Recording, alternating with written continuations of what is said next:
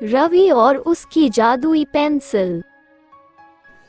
एक गांव में एक रवि नाम का लड़का रहता था। वह रोज स्कूल जाता, स्कूल से लौटता, अपनी पढ़ाई खत्म करता।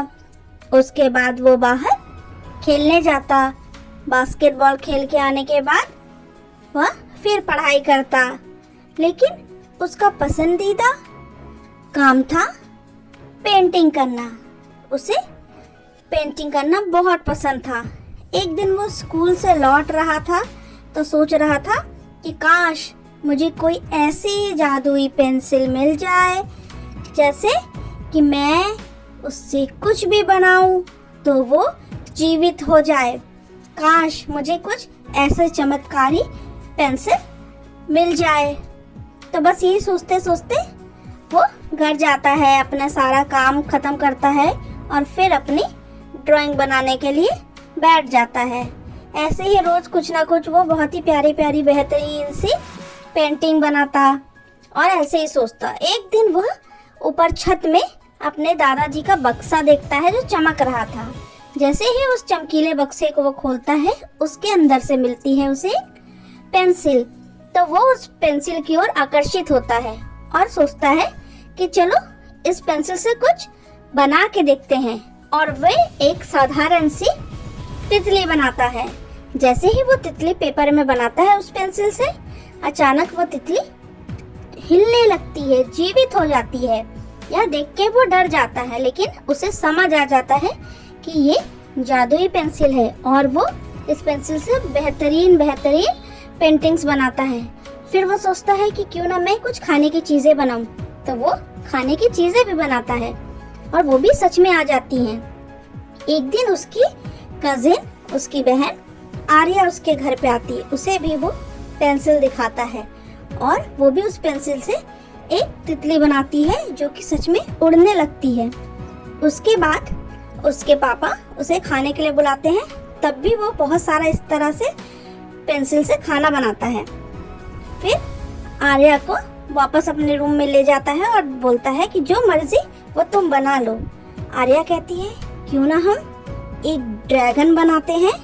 पहले तो रवि को ठीक नहीं लगता, लेकिन वो कहता है ठीक है हम ड्रैगन बनाते हैं। और फिर वो ड्रैगन बनाता है और ड्रैगन निकलता है। ड्रैगन को देख के वो लोग डर जाते हैं तो जल्दी से मिटा देते हैं। उसके बाद वो लोग एक डायनासोर बनाते हैं और जो डायनासोर था वो बाहर आ जाता है और इससे पहले कि वो उसे मिटा पाते, वो खिड़की से कूद के गांव में चला जाता है। लोगों के बीच घूमने लगता है जिससे चीख पुकार मच जाती है। अब वो क्या करे ये सोच के वे बहुत डर जाते हैं। तभी रवि एक सैनिक बनाता है जिसके हाथ में सुनहरी तलवार थी और उसे भेजता है उस डायनासोर को पकड़ने के लिए।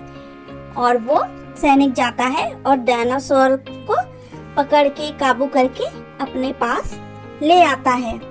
अब उनके पास एक ही चारा था कि किसी भी तरीके से इसे हम वापस कहीं भेज दें या मिटा दें, लेकिन ऐसा करने में थोड़ा वक्त लगता। सैनिक ने डायनासोर पे काबू तो कर लिया था, लेकिन अब उसे भेजना बहुत ही बड़ा संघर्ष था। तभी रवि को याद आता है कि उसने एक कार्टून देखा था डोरेमोन। तो उसमें जिस तरीके से एनीवे डोर से इधर से उधर जा सकते हैं, उसी प्रकार क्या वो भी एक दरवाजा बनाए जिससे उस डायनासोर को हम किसी और दुनिया मतलब जंगल में छोड़ के आ सकते हैं। तो वो तुरंत एक दरवाजा बनाता है और डायनासोर को उसके पार वो छोड़ आता है। उसके बाद वो कसम खाता है कि कभी भी इस तरीके से इस पेंसिल से वो छेड़छाड़ नहीं करेगा। इस पेंसिल से वो बना के अच्छी चीजों को, लोगों का भला करेगा। और वो यही करता है। छोटे बच्चों के लिए प्लेग्राउंड बनाता है और बहुत सारे गरीबों के लिए खाना, फल और जो भी जरूरतमंद है उनके लिए चीजें बनाकर उनकी मदद करता है। और इस तरह के परोपकार के काम करके उसे बहुत खुशी होती है। और अब वो उस पेंसिल का सही तरीके से इस्तेमाल करता है, क्योंकि उसे और आर्या को समझ आ गया था कि इस जादुई पेंसिल को हमें जिम्मेदारी से इस्तेमाल करना चाहिए। और वो दोनों बहुत ही समझदारी और जिम्मेदारी के साथ इस पेंसिल का उपयोग करते हैं। तो कैसी लगी आज की आपको हमारी कहानी दीदी की जुबानी?